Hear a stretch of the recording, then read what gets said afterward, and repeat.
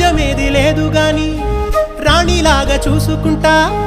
కోట కట్టలేను గాని కళ్ళల్లో నిన్నే దాచుకుంటా రాత ఎట్లా రాసి ఉన్నా